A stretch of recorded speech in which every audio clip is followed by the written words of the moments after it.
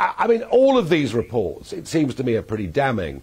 I mean, Suella, is she right to say that it's political correctness or, frankly, cowardice that means we're not dealing with the problem properly? Well, I don't think she is, because, of course, if you're a practitioner in counter-terrorism, you follow the threat, not any political correctness. And it doesn't matter if it's left-wing, right-wing, Northern Ireland terrorism, or the fourth one now, left and single-issued terrorism. If it stacks up that it's from any of those groups, that's what you follow. And that's why, for example, 66% of those in prison are from the Islamist persuasion, 27% currently from the right wing, and the remainder from those left and single-issue terrorists. It's also not really true that Prevent would have helped in the case of Abedi. So, for example, he was 20 when the statutory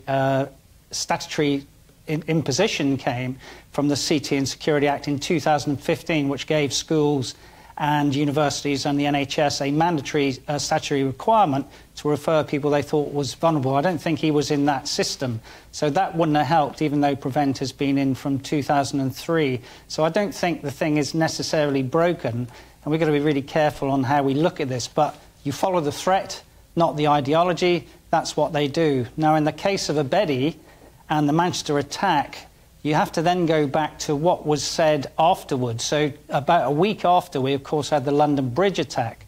As a result of that, the DDG, Deputy Director General of MI5, who was actually Ken McCullum at the time, now the Director General, led an operational improvement review. Did we get things wrong? And from the reports to that, which would probably feed in to the report of Sir John Saunders today, they said they got two things wrong. The first one was they could have potentially stopped him at a port, or the port's philosophy, that's ports, airports, train stations under a Schedule 7. The second one is Abedi in 2014 was a closed subject of interest. He was a subject of interest from January 2014.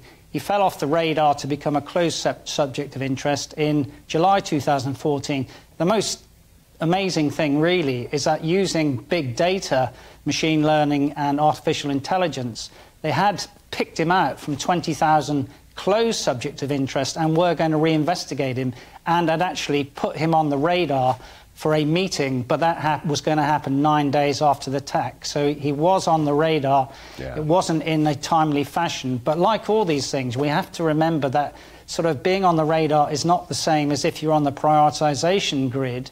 And there are people who at the time were far higher than him, which they probably prevented. And as a result of these operational improvement reviews, of which there were 104 recommendations, the key thing about when they were implemented in 2019 is, are we safer today? Because, of course, sadly, it is 6 years on from Manchester. I would argue we are safer today. It's largely lone actor attacks. They're very difficult to stop, but large plots are largely gone now. So, for example, to put some figures on that, 2019, 2 were killed, 2020, 3 killed, 2021, 1 killed in terrorist attacks. So the heyday of terrorism has gone, although, of course, Northern Ireland-related terrorism, we saw that horrible attack on the PSNI policeman in Northern Ireland last week. No, Chip, that's a really good, very good, and actually quite encouraging explanation of where we are with things. And of course, we don't hear about the good news. We don't hear, really, do we, about the attacks that are foiled. We hear about it when it's gone wrong. One final thought is that Suella Braverman did talk about grievance narratives, and this was very specific, and it was saying that if we investigate and look and start to criticise aspects of extreme Islamism, this gets taken by some elements of the media wrongly as being an attack on everybody of the Muslim faith, hence this grievance narrative. And what she was really saying is that when it comes to that particular terrorist threat, she thinks we're soft-pedalling, but you clearly don't agree with that. Well, there's always been a strong prevent narrative, and that was really why it took so long for Shawcross's Prevent report to come out. Prevent is a good thing. It's to stop vulnerable people being drawn into radicalisation. If you're already radicalised, you wouldn't go into Prevent. You'd be in Pursue and be looked at by Counter-Terrorist Command and MI5. So Prevent isn't broken. It needs to be supported. And that was one of the things today that was actually said by Sir John Saunders, that the police welcomed and thought Prevent was a very, very good thing. It generally works. We need to support it.